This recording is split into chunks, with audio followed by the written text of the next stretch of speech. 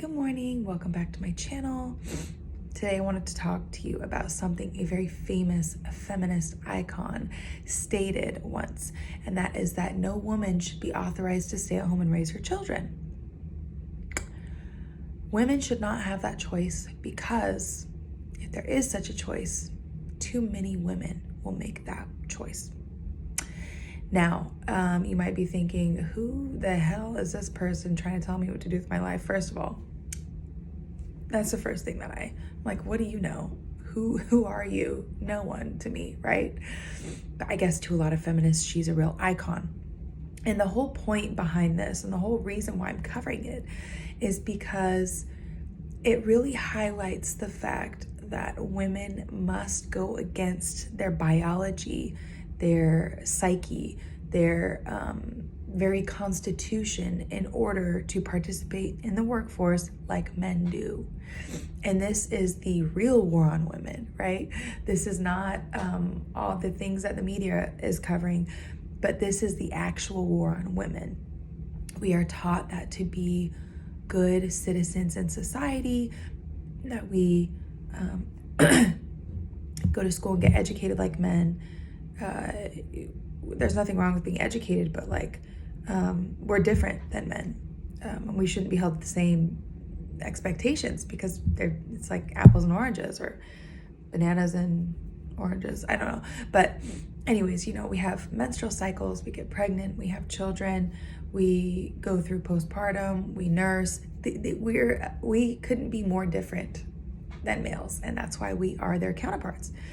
So the whole thing with this is like, okay, we shouldn't allow women to stay home, because if we did allow that, which it's still allowed, if we did allow that, too many women would stay home. And what is the problem with that? I think the only problem with that is that it doesn't further the agenda or the vision of women like this that don't place a lot of importance on family life and child rearing, which I believe to be women are uniquely capable at raising children, not alone, but taking the lead in raising the children. And so by saying no, don't let them stay home, that's oppression, that's that's in line with biology and the natural order. No, don't let them do that, because we need to be making that money. We need to be making money. We need to be out in the workforce. We need to be out in the world every day. We need to be competing with men. I'm sure there's a few women that enjoy that, but how many women actually enjoy that? Especially in this sphere, in the natural world, right? Natural living world. If you are somebody who wants to live slow and live naturally, you're going to go with your body, like what your body's telling you that you need. And for women, a lot of times that's, we have 4 different phases of our menstrual cycles. And each phase is, marked by different characteristics.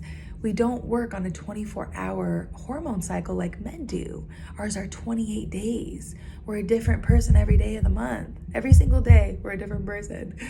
And guys can go to sleep and wake up and be the same, notwithstanding different issues. But anyway, so I think this is the opposite. I think that every woman has the right, every woman, every mother especially, has the right to be home, to not have to go work and provide.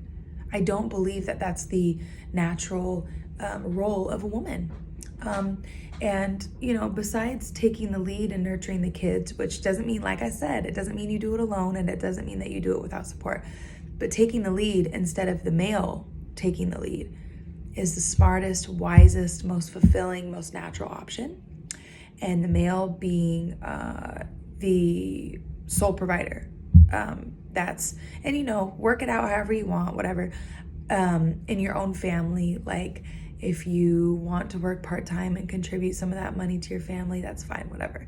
It's more of a religious thing for us, that my husband is the sole provider, and any money that I make is mine and mine alone to use for whatever I feel like spending it on. But I'm not required to provide myself with shelter or food or necessities or even things that I, reasonable things that I want. Like I'm not required to provide myself those things. Like there's a natural order with the world, and it's that men protect and provide for women and children, and that women nurture, relationships, family members, children especially, and nest and take the lead in making a nice little nest.